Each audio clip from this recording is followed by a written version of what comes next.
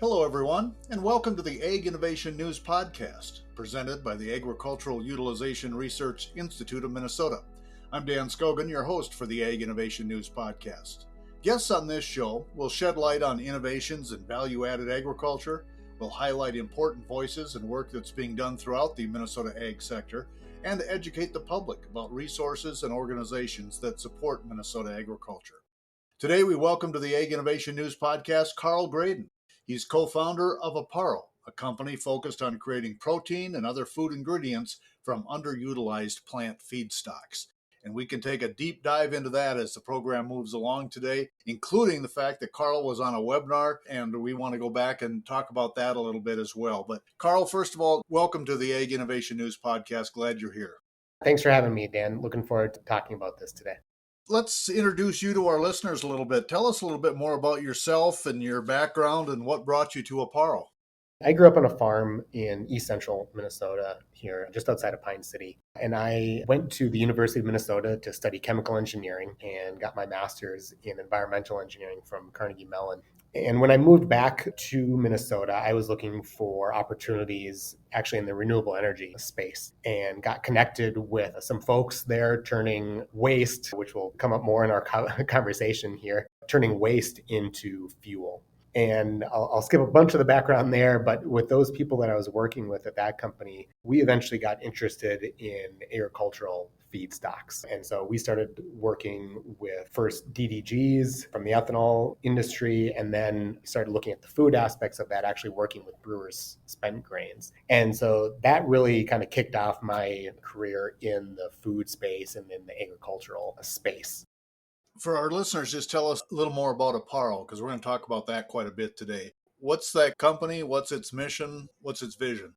Our mission is more from less. We're passionate, the small team that we have, about upcycling underutilized feedstocks. And how we came into existence was kind of what I referred to before when working with brewer spent grains.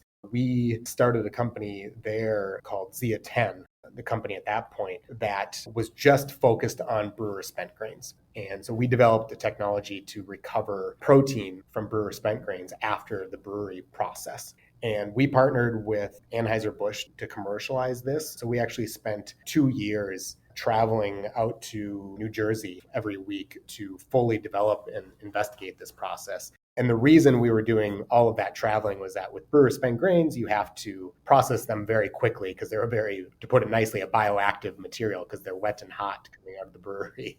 So once we developed that process, they actually purchased that company and then have been producing and selling that protein for the past few years. And when we exited that venture with that purchase, we all, again, a small team of 5 here, we all were still interested in the protein space and upcycling since, like I said, we're all passionate about it. So we started looking for other projects to work on here and maybe expand our thinking even a bit more. So we created a company called Apparo to do that, and started coming up with this framework that we call total crop utilization, which really just means we want to use the entire crop that is produced by farmers. We don't just want crops to go into a single use. And the best way to say that is to talk about what we're working on now, which are sunflower seeds. Sunflower seeds are used mainly for their oil content. They're pressed and oil is generated, and that goes into basically a vegetable oil. But the meal that's left over from that can't be used for much other than a low value animal feed, even though there's a lot of nutrition that remains in there. We want to recover all of that nutrition that's in there. Primarily protein. There's also fiber in there. That's a useful dietary fiber. And then there's some nutraceutical compounds, which are just antioxidants, is the easiest way to talk about those. So that's kind of in brief what we are or who we are at Apparo and what we've been working on for the past 4 years now. Karl, it almost sounds like you took a page out of the AURI co-products lab. What we discover is anytime there's an agricultural process, there's a stream of co-product or waste stream that we would like to capture and redevelop and make it into another stream that's saleable or has a different or a new end user so that there is eventually no waste stream and you just kind of keep repurposing what you're finding. Absolutely. We're certainly not the first ones to think about this overall.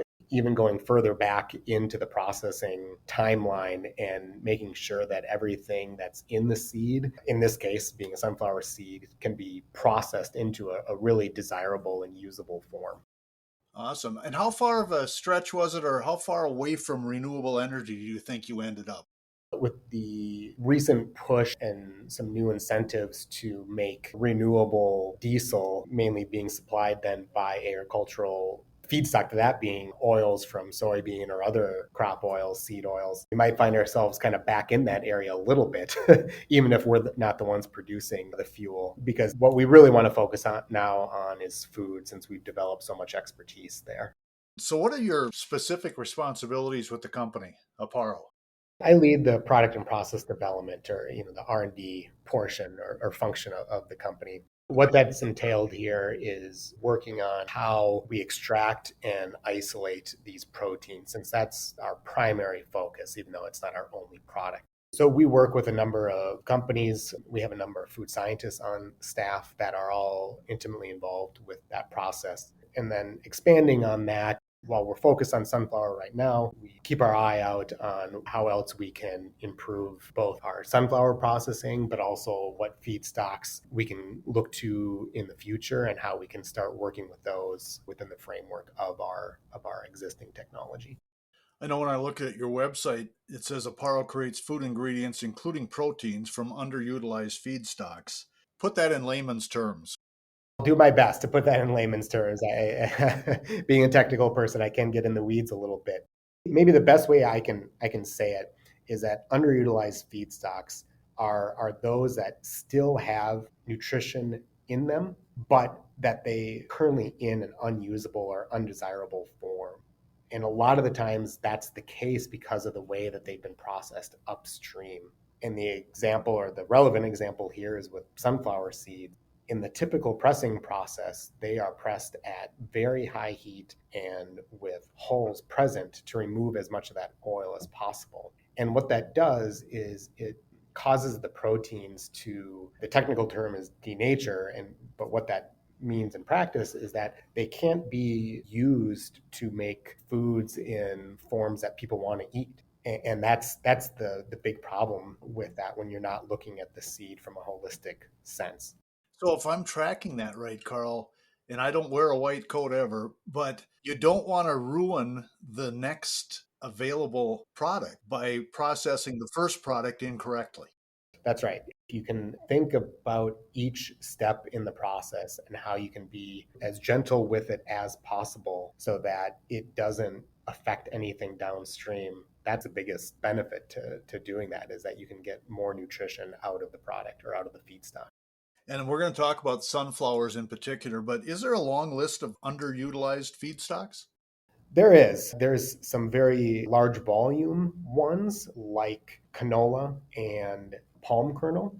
And people have tried to work with canola, but the problems still remain with upcycling those. There's also feedstocks that maybe you wouldn't call underutilized at this point, but more that they are emerging or developing crops.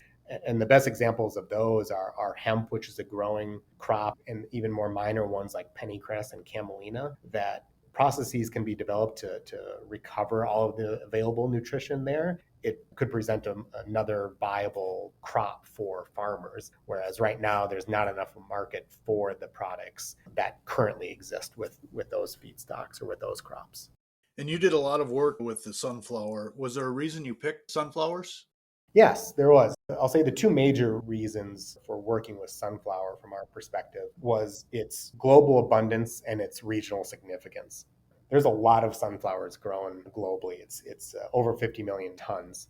And most of that is grown internationally, but there's actually a lot grown here in the upper Midwest between the Dakotas and Minnesota. So that presented a real opportunity for us to have a locally supplied feedstock that works really well for us through this development stage, where we need to, related to my job, I need to have that feedstock to be doing a number of different R&D activities. But then related to the rest of the business development that we have to do, we need to understand the market for sunflowers, what the agricultural conditions are, or any headwinds that exist there. And just being close to that market is really quite helpful for all aspects of the business. So those are the two main reasons why we really worked with sunflower.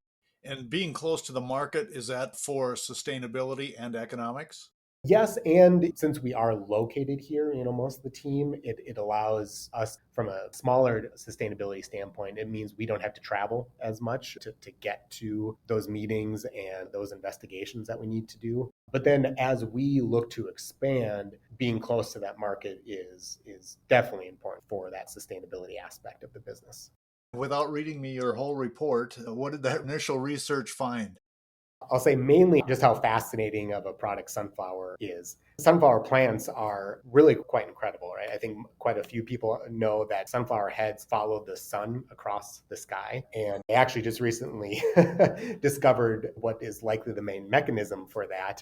But what's also interesting is that when the sun isn't growing, the sunflower heads can look towards each other. It's just a fascinating plant. But then the actual benefits for agricultural field are huge. With its deep root systems, it can be a drought-resistant crop, providing other benefits to the soil. So on that side, it's really fascinating.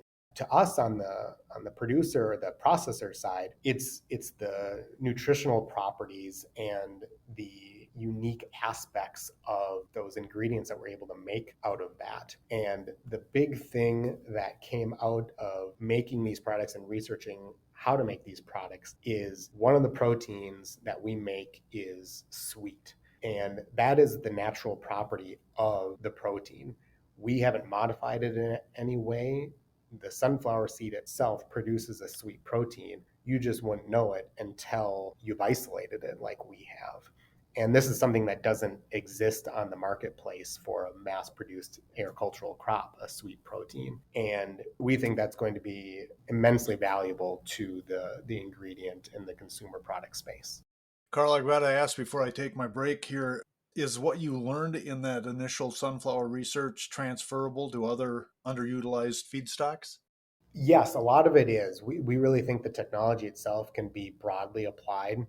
But even more philosophically, what we learn from that can be applied is that going back to the processing the crops gently, if you can take these crops and fractionate them and keep the ingredients in their native state, you don't know what you'll end up with. You can end up with something that just has some really unique properties. And that's what we really plan on applying to other feedstocks as well.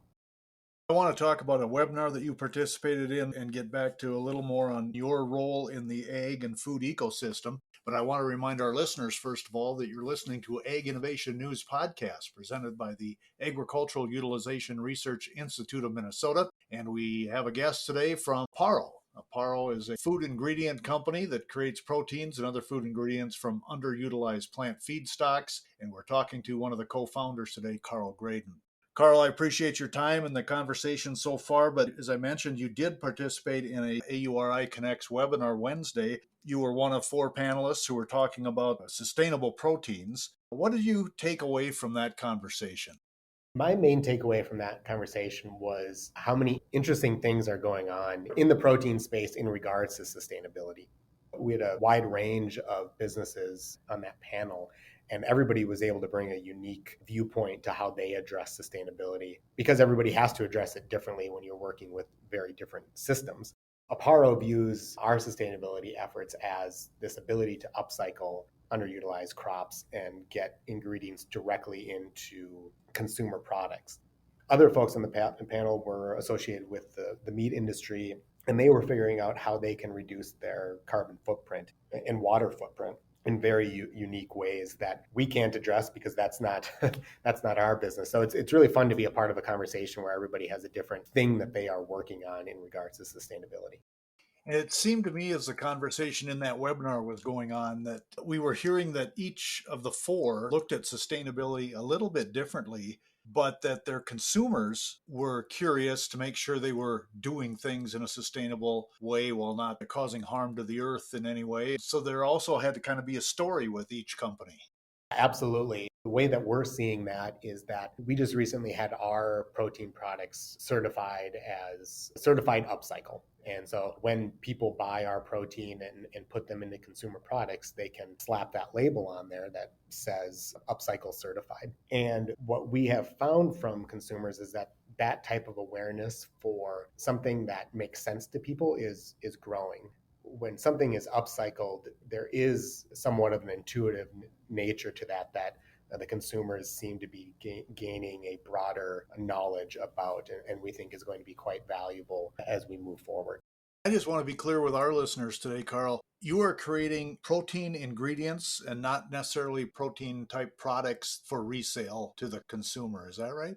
That's right. Yeah, thanks for clarifying that. We are an ingredient company, which means we are a B2B, business to business company, and sell the ingredients that we make to other companies who will turn them into consumer products. So is Apparo at full capacity, or is there room to grow, or where are you at? Oh, much room to grow. No, as a startup, as somebody who's developing a process, we are now at the stage where we are trying to commercialize it. We make small amounts now to get into our customers' hands so that they can start to put them in test cases for their consumer products. But we are actually looking to expand this and build a full-scale facility. And these facilities are capital intensive, so we're working on raising that capital right now to build this facility. So where do you see yourselves in the food ecosystem, or maybe even more importantly, in the agriculture ecosystem? We're on the processing side, right? And so we put ourselves in between the farmer and the consumer product company. So we need to work in both of those directions and understanding what the farmer needs and how we can help them and how they can help us. And then what we can do for the consumer product companies, providing them with ingredients that both allow them to make really desirable products that are nutritional. So that's kind of where we sit in that. But we want to really emphasize the sustainability aspect of doing this upcycling. Maybe kind of a loaded question, but do you feel you're fitting into added value agriculture? Yes, absolutely. Some sunflower seeds are just consumed off the shelf, right? The roasted and salted ones you get in the store. But that's not how most sunflower seeds are processed. Most of them are processed in some type of added value way. We just think that there's a lot of value being left on the table by only focusing on the oil and ignoring the protein and fiber that remains there. I know it's early on in your venture here, Karl, but are you already working on anything else that you can share with our listeners today? Yeah, a little bit. I mean, we do, like I said before, keep our eye open to future feedstocks that we think hold a lot of promise. One that I'm particularly excited about is hemp. I think that market is growing for hemp products in general, and we think we can provide some value there on the protein space on how to make very useful hemp proteins. Do you go out in the market and purchase sunflowers, or are you contracting with farmers to make sure you have an adequate supply? How do you make sure that you've got sunflowers to work with? A couple different things. We're at that unique point in our development where we're not big enough to directly contract with farmers. So when we are processing, we are buying from co-ops that already have the seed. Our model going forward as we actually build and operate a operating facility would be that we would want to contract with farmers directly to have those seeds then supplied to the facility. And I think I clearly heard you earlier say that you are currently in conversation or looking for investors. Any other collaborators or partners out there who might be interested in this project that might help the process? Again, the big one is on the financing side to raise that capital to build this facility. On the product side, we reach out and talk with a number of different consumer product companies to have them start to look at the protein to start to put into consumer products. That's where our two big partnerships have to happen is on that use side and on the investment side. And I think I asked you this at the webinar, which, by the way, people can go to auri.org and find the webinar there. You can get the whole webinar that was done. But what do you see in the next 5 years in your arena? What's going to happen at Apparo? In the next 5 years, as we work through getting one facility up and going, having that going will allow us to look at other locations to put these facilities in. We want to build large processing facilities for that economies of scale, but you also want to disperse them geographically to those growing centers. And so there's a number of large sunflower growing centers around the world that we'd like to be able to expand to. We do view this as an expansive technology and thought process. So we do, as I think I've said before, really want to see how we can expand into other feedstocks and start to investigate those so that in 5 years, we have a number of sunflower processing facilities up and running, but we also are quickly developing a pipeline of other feedstocks that we can start to process. Well, as we wrap things up today, Karl, I'll give you the last word today. Final comments about Apparo, maybe your work, the future of Apparo, and what you'd like to leave our listeners with today. This has been a great conversation. At Apparo, we're just really excited about the products that we are producing from sunflower seeds and about this whole space. Really looking forward to being able to bring added value to the farmers on the front end, on the producer side, and then on the processing side, really excited about the products that we're making and getting to supply to consumers so that they can taste what else is in sunflower seeds, not just the oil and not just the whole sunflower seed. Karl, thanks for your time today. It was a great conversation. Yes, thank you, Dan. We've been visiting with Karl Greden. He's co-founder of Apparo. Apparo is a company focused on creating protein and other food ingredients from underutilized plant feedstocks. Thanks for joining us today, and thank you for listening to the Ag Innovation News Podcast presented by the Agricultural Utilization Research Institute of Minnesota. Also, I want to thank my podcast crew of one, Lisa Martinez, AURI Communications Coordinator, and the editor of this production. To learn more about AURI, visit us at auri.org.